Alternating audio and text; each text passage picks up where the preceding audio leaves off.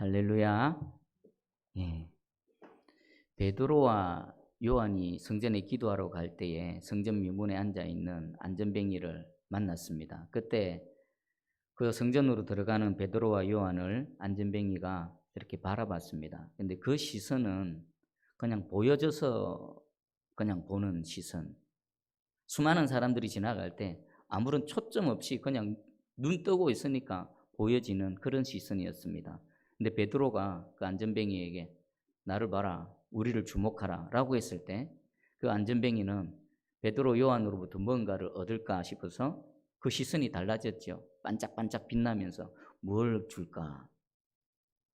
오늘 하나님께서 우리에게 찾아오셔서 주목하여 보라고 말씀하십니다. 매주 드리는 예배, 지난주도 드렸고 다음 주도 살아있으면 또 이 자리에 나와서 드리는 그 예배가 아니라 영원하신 하나님이 오늘 이 시간 오셨습니다. 베드로가 그 성전 미문에 앉은 그 거지에게 말했던 것처럼 나를 주목하여 보라라고 했던 그 시선, 그리고 그 말을 듣고 나서 베드로를 바라보는 그 안전뱅이의 시선은 달랐습니다. 그렇게 베드로의 시선과 그 안전뱅이의 시선이 마주쳤을 때 나사렛 예수 그리스도 이름의 능력이 나타났습니다. 오늘 예배 드리다가 말씀 듣다가 우리를 주목해서 바라보시는 하나님의 시선과 우리의 시선이 마주치는 은혜가 있기를 축복합니다. 그때 여호와의 영광이, 여호와의 능력이 우리를 살아나게 해주시고 건져주시고 새롭게 하실 줄 믿습니다. 아멘. 자, 오늘 우리 창세기 6장인데 창세기 5장까지는 아담의 족보를 하나님께서 소개해 주셨습니다. 아담에서부터 노아까지 10대까지지요. 그 세월이 전체가요 1000년이 넘습니다. 1056년입니다. 노아가 태어날 때까지가 1056년, 꽤 긴 세월이지요. 그 1000년이 넘는 세월 동안에 이 땅에는 많은 사람들이 생겨났습니다. 1절에 보니까 사람이 땅 위에 번성하기 시작할 때에 노아의 시대입니다. 노아가 이 땅에 태어났습니다. 에녹에서부터 머두셀라까지 하나님께서는 이미 이 땅에 무슨 일을 하실 것인지 오랜 시간을 그 하나님의 사람들을 통해서 선포케 하셨고 이제 그것을 실행시킬 하나님의 사람 노아가 태어났습니다. 그때의 노아 때의 사람들은 어떠했을까? 그리고 왜 하나님께서는 노아의 홍수를 통해서 이 땅을 심판하실 수밖에 없었는가에 대한 그 배경을 오늘 6장 1절에서 8절까지 소개하고 있습니다. 오늘 이 말씀을 들을 때에 수천 년 전에 그때의 얘기가 아니죠. 지금 우리 시대에 하시는 하나님의 말씀입니다. 여러분 노아 때나 지금이나 무슨 차이가 있을까요? 별반 차이가 없습니다. 우리가 차 타고 다니고 TV 보고 인터넷, 스마트폰 하고 인공지능, AI 이런 시대를 가고 있지만 근본적이고 본질적으로는 똑같습니다. 오늘 그런 우리에게 하나님께서 말씀하실 때 깨닫고 또 돌이키고 노아와 같이 하나님의 은혜를 입는 저와 여러분 되기를 축복합니다. 자, 이때 어땠는가? 1절하고 2절을 우리 한번 같이 읽어볼까요? 1절, 2절. 자, 시작.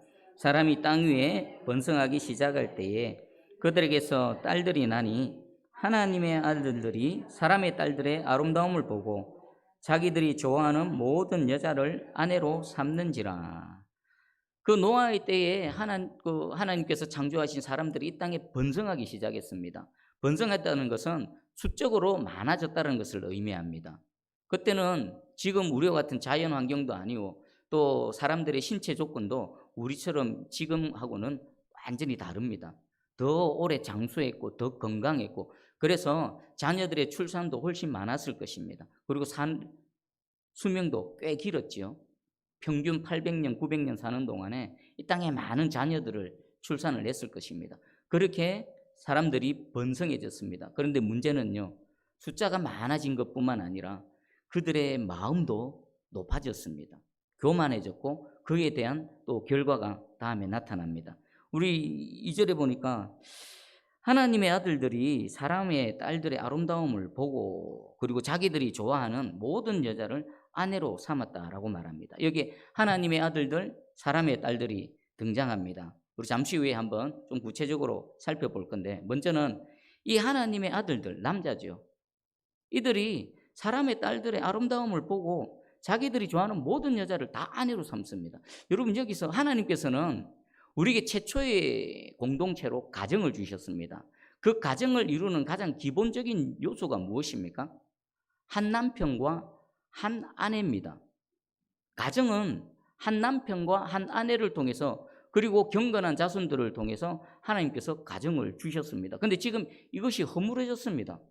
자신들이 좋아하는 모든 보기 좋은 여자들을 다 아내로 삼습니다. 이것은 일부 다처제를 뛰어넘는 겁니다. 우리 지금도 이슬람 지역에는 일부 다처제가 허용됩니다. 능력 있고 힘 있는 사람은 3명의 아내까지 거느릴 수 있습니다. 근데 사실 그 내면을 보면 3명 이상이지요. 3명 거느리고 있다가 아내가 늙고 보기 싫으면 이혼해버리고 또 젊은 여인들을 또 아내로 삼습니다. 그런 사람들은요, 평생에 거쳐간 아내가 10명, 20명도 될 수 있을 것입니다. 지금 이때에 자기의 보기 좋은 모든 여인을 아내로 삼는다는 것은 일부 다처제를 뛰어넘는 그 무엇이 있는 것입니다. 그러면 이들이 살아갔던 삶의 가치관, 또 살아가는 원동력이 뭔가를 충분히 짐작할 수 있습니다. 이들이 아내로 삼는 그 근본적인 원인이 뭡니까? 그들의 아름다움을 보고입니다. 여인들의 아름다움을 보고. 이것은 뭘까요? 안목의 정욕에 따라 살아갔다는 겁니다. 그리고 자기가 좋아하는 모든 여인을 아내로 삼았다. 육체의 정욕에 따라 살아갔다는 것입니다. 이 땅에 하나님께서 복을 주셔서 사람들이 생육하고 번성하고 땅에 충만해졌는데, 그러면 하나님 보시기에 좋게 살아가야 되는데 이들의 삶은 하나님께서 주신 최초의 공동체인 가정이 허물어졌고, 그들의 내면에는 하나님은 없고 거룩의 영, 하나님의 영의 인도하심을 받는 것이 아니라 안목의 정욕과 육체의 정욕에 따라 살아갔다라는 것입니다. 그러면 여자들은 또 어떨까요? 남자들은 그렇다 손치더라도 여자들은 어떨까요? 여자들은 살아가는데 무엇에 최고의 가치를 두고 살았겠습니까? 역시나 아름다움이겠죠.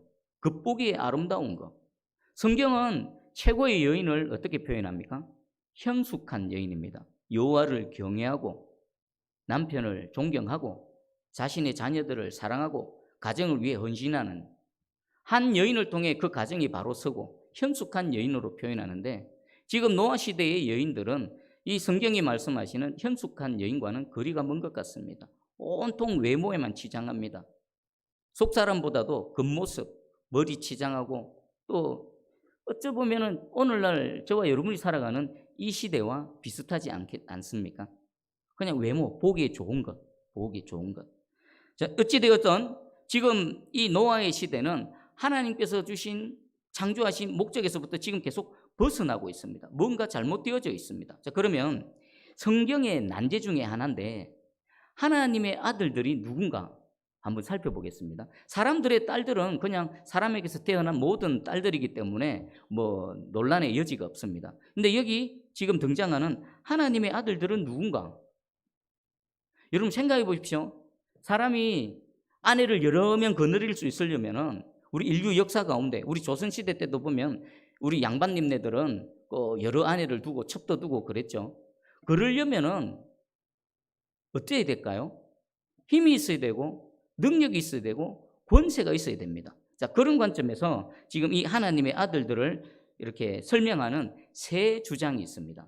첫 번째 주장은요, 유대 랍비들의 견해인데 이들은 지체 높은 집의 자녀들이다.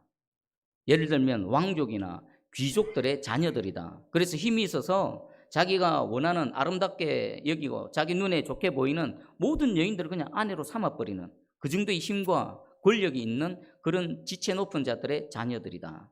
그리고 두 번째 견해가 있습니다. 두 번째는요, 이들은 하나님의 천사들이라는 견해입니다. 특별히 그냥 보통의 천사가 아니라 타락한 천사들. 이 주장은 우리 70인역뿐만 아니라 우리 성경의 초대 교부 알렉산드리아의 필로나 여러분 터툴리안이나 이런 엠보로스 같은 이런 초대 교부들도 이 하나님의 아들들을 타락한 천사라고 주장합니다. 그 근거가 뭐냐면요, 4절에 보면 당시 땅에는 네피림이 있었고 그 후에도 하나님의 아들들이 사람의 딸들에게로 들어와 자식을 낳았으니 그들은 용사라 고대의 명성이 있는 사람이었더라. 바로 이 사절을 근거로 합니다. 여기 보면 우리는 네피림이라고 되어 있는데 킹 제임스 버전에는요, 거인입니다. 자이언트 거인. 여러분 성경에서 거인 하면 누가 떠오르십니까? 단연 골리앗이죠. 3m가 넘습니다. 3m가 넘는 그런 골리앗 같은 사람이 일반적으로는 그게 잘 없지 않습니까? 아주 특이한 경우입니다. 우리가 키가 크다 하더라도 보통 2m나 2m 초반의 장신은 있습니다. 근데 3m가 훨씬 넘는 그런 사람들은 우리 일반적인 뭔가 좀 특이한 겁니다. 그래서 그런 부분을 설명하기 위해서 우리가 사람과 사람의 관계에서는 그런 이 골리앗과 같은 그런 거인이 출생할 수가 없다. 그래서 이 하나님의 아들들은 천사다. 특별히 타락한 천사다. 타락한 천사와 이 땅의 지상의 사람의 딸들 사이에서 이런 거인들이 태어났다는 겁니다. 그래서 제가 네피림, 거인 이렇게 인터넷에 검색을 해봤습니다. 근데 두 종류가 있더라고요. 하나는 골리앗과 같이 우리보다 좀 큰, 우리보다 배나 더 큰 3m 정도 되는 이런 거인들이 있고요. 또 어떤 사진은 보니까 이 유골 발굴 현장인데 사람의 두개골이 사람 키보다 더 큰 두개골이, 여러분 생각해 보십시오.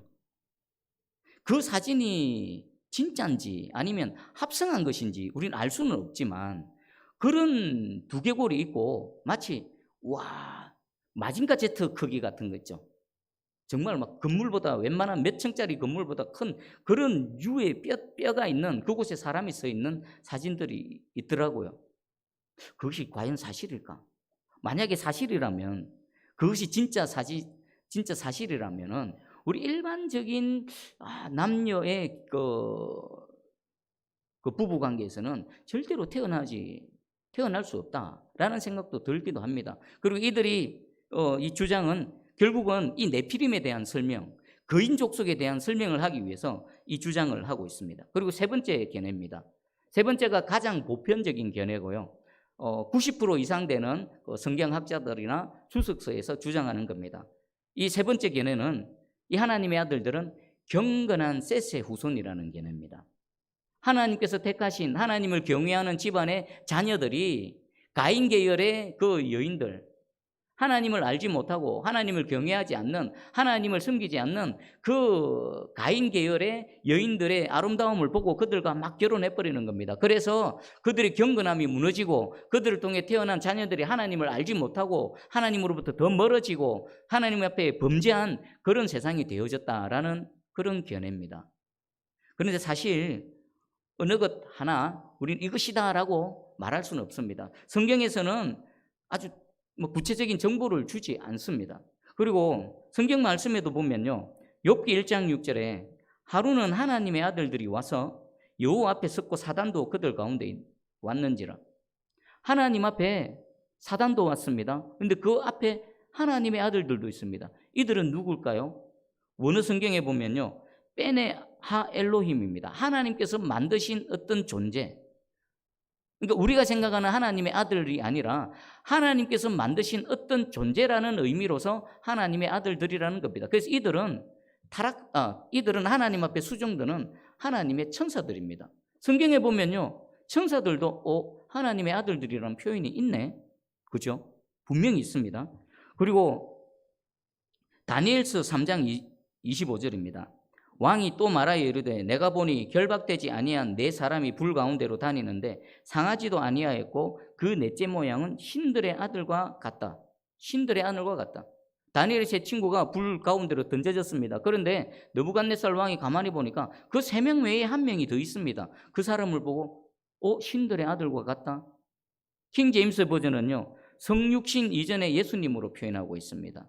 불 가운데서도 함께 하시고 물 가운데서도 함께 하시고 하나님 믿는 자들을 지키고 보호하시는 임마누엘의 하나님을 뜻하는 것입니다. 그리고 또 하나가 있습니다. 신약 성경입니다. 갈라디아서 3장 26절에 너희가 다 믿음으로 말미암아 그리스도 예수 안에서 하나님의 아들이 되었으니. 신약 성경에서 하나님의 아들을 어떤 사람들을 얘기할까요?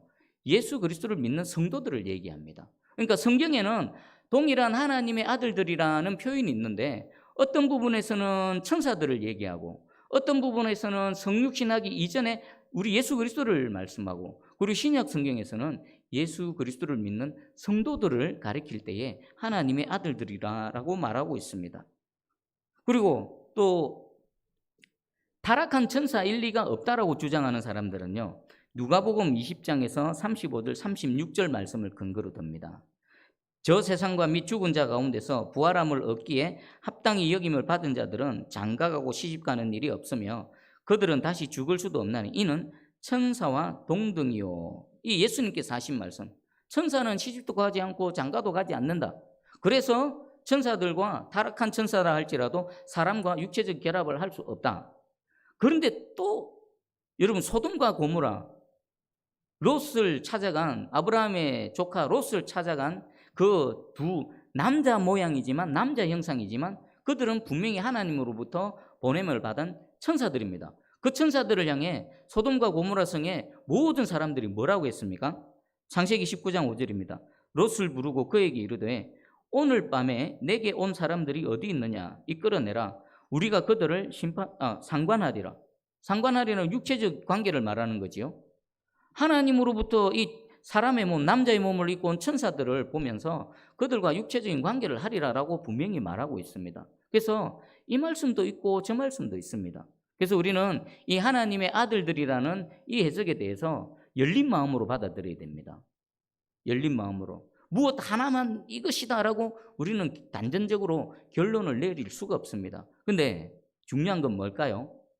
이 하나님의 아들들이 누구다라는 거, 이것보다 만약 이것이 중요했다면요, 하나님께서는 분명히 정보를 주시고 우리에게 말씀해 주셨을 것입니다. 그런데 그것보다 우리가 주목해야 될 것은 노아의 시대에 이들을 통해서 이 세상이 어떻게 되어졌는가, 그리고 그들이 어떻게 육체의 정욕과 안목의 정욕으로 살아감을 통해 이 땅이 망가졌고 노아의 홍수 심판이 올 수밖에 없게 되어졌는가.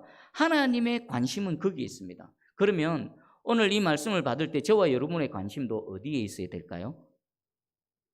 하나님이 왜 이 일을 하셨을까? 그 노아의 시대에 그 땅에 사는 사람들의 그 삶이 어떠했기에 하나님께서는 그 땅을 노아의 홍수로 심판하셔야만 했는가?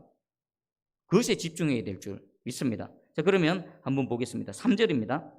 여호와께서 이르시되 나의 영이 영원히 사람과 함께하지 아니하리니 이는 그들이 육신이 됨이라. 그러나 그들의 날은 120년이 되리라 하시니라. 이 땅에 사는 사람들이 하나님께서 주신 애초에 가정 공동체가 무너져 버렸습니다. 성령의 인도하심이 아니라 거룩하신 하나님의 그 말씀에 따라 살아가는 것이 아니라 그냥 눈에 보이는 대로 좋게 육체가 그냥 원하는 대로 그렇게 살아간 삶의 결과로 어떻게 되어졌다라고요? 하나님께서 더 이상 그들과 함께 하지 않겠다. 하나님의 영, 거룩의 영입니다. 거룩의 영이 떠나가 버렸습니다. 그러자 어떻게 됩니까? 그들은 육체가 됩니다. 육체가 된다는 것은 그냥 육신입니다. 하나님 없는 육체, 하나님 없는 몸. 어떤 사람들은 이렇게도 말합니다. 그냥 움직이는 그냥 짐승과 같다. 이렇게 얘기를 하죠. 하나님의 영이 그들과 함께 했을 때는 그들은 하나님과 교통하는 그런 영적인 존재였습니다. 그런데 그들이 죄악의 관영함을 보고 하나님께서 떠나가 버리셨죠. 그랬더니 육체가 되고 그냥 짐승과 같은 존재가 되어졌다는 겁니다. 5절입니다. 여호와께서 사람의 죄악이 세상에 가득함과 그의 마음으로 생각하는 모든 계획이 항상 악할 뿐임을 보시고, 그런 삶의 결과 그들이 어떻게 되었습니까? 그들의 죄악으로 이 땅이 온통 가득해져 버린 겁니다. 그리고 그들의 마음을 하나님께서 보시니까 어땠다라고요? 생각하는 모든 것, 계획하는 모든 것들이 악해졌다라는 것입니다. 여러분, 하나님께서 이 땅의 모든 피조물들을 창조하실 때 하나하나 창조하시고 나서 하나님 뭐라고 말씀하셨습니까? 심히 좋았더라. 보기에 좋았더라. 좋았더라. 하나를 창조하시고 보니까 너무 좋았더라.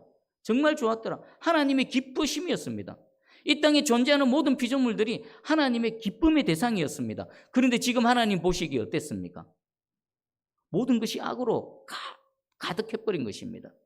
그래서 우리 6절을 한번 읽어볼까요? 이 땅을 바라보시는, 죄악으로 관역하고 모든 것이 악한 그 사람의 마음을 보시는 하나님의 마음입니다. 우리 6절을 한번 읽어보겠습니다. 시작. 땅 위에 사람 지으셨음을 한탄하사 마음에 근심하시고, 아멘. 하나님이 그것을 보시고 한탄하셨답니다. 그리고 그것을 보시고 하나님의 마음에 근심하셨다라고 합니다. 여러분, 한탄이 뭘까요? 단어의 의미는요, 뉘우치다, 후회하다, 슬퍼하다, 애도하다. 하나님은 뭐 뉘우치고 후회하시겠습니까? 한마디로 하나님의 슬픔입니다. 하나님께서 가장 좋고 아름답고 완벽하게 하나님께서 보시기에 기쁘게 창조하신 모든 피조물들이 어떻게 됩니까? 하나님의 슬픔이 됩니다. 그리고 마음으로 하나님께서 근심하시다. 근심하다, 뭐 불안해하다, 여러 가지 의미가 있지만 마음이 불편한 겁니다. 하나님이 온통 마음에 악한 것을 보시고는 하나님 마음이 불편하신 것입니다. 여러분, 어떻습니까? 모든 피조물 중에 가장 최고의 글작품이 사람입니다. 그런데 최고의 글작품인 사람이 하나님이 보시기에 한탄스러운 존재, 하나님의 슬픔이 되어졌고 하나님 보시기에 근심거리가 되어진 겁니다. 노아 시대에 그 시대에 살아갔던 사람들에 대한 하나님의 설명입니다. 지금도 동일하게 하나님 우리를 바라보십니다. 저와 여러분 내면도 보시고요, 우리의 삶도 보십니다. 이 시대도 보고 계십니다. 하나님의 마음은 어떨까요? 한번 생각해 보십시오. 나를 바라보시는 하나님 마음은 어떠실까? 나는 과연 하나님의 근심거리인가? 아니면 하나님의 기쁨이 되는가? 나의 한 주의 삶은 하나님께서 보시기에 기쁘셨을까? 아니면 한탄스러우셨고 슬프셨고 마음이 불편하셨을까? 우리 새순교회와 한국교회를 바라보실 때 지금 이 한국 땅, 아니 나아가서 세계 열방에 하나님 그토록 아름답게 창조하신 피조물과 특별히 사람을 바라보실 때 하나님의 마음은 어떠하실까? 정답은 이미 나와 있습니다. 노아 시대 때나 지금 시대 때나 하나님의 마음은 똑같습니다. 바라보실 때 슬퍼하시고 마음이 불편하시고 근심 걱정을 하고 계십니다. 자, 그러면 그 다음에 우리 7절입니다. 이르시되 내가 창조한 사람을 내가 지면에서 쓸어버리되 사람으로부터 가축과 기는 것과 공중의 새까지 거리하리니 이는 내가 그것들을 지었음을 한탄함이니라. 하나님께서 그 한탄하시고 또 마음에 근심 걱정을 하시고 그리고 하나님 어떤 결정을 하십니다. 그 결정이 뭡니까? 내가 이 땅에서 내가 창조한 사람, 하나님께서 직접 지으신 그 사람을 쓸어버리겠다, 완전히 없애버리겠다는 것입니다. 홍수심판을 말씀하시는 거죠. 그런데 또 하나가 있습니다. 사람뿐만 아니라 이 땅에 있는 모든 호흡 있는 짐승들까지도 다 함께 심판하실 것이라고 말씀하십니다. 그리고 설명합니다. 이는 내가 그것들을 지었음을 한탄함이니라. 하나님의 슬픔이 어느 정도인지를 짐작할 수가 있습니다. 사람만 아니라 하나님의 슬픔이 얼마나 크셨으면, 하나님의 근심이 얼마나 크셨으면 사람과 함께 이 땅에 존재하는 모든 호흡 있는 것들을 함께 썰어버리시게 되어진 것입니다. 그리고 하나님께서는요, 그러나 구원의 기회를 주십니다. 우리 3절에 보니까 3절 끝에 그러나 그들의 날은 120년이 되리라 하시니라. 여러분, 이 120년은 어떤 의미일까요? 어떤 사람들은 120년, 사람의 수명이 120년 된다라고 그렇게 해석하시는 분들도 있습니다. 그럴 수도 있습니다. 하지만 이 본문의 문맥상 의미로서는 하나님께서 심판을 결정하셨습니다.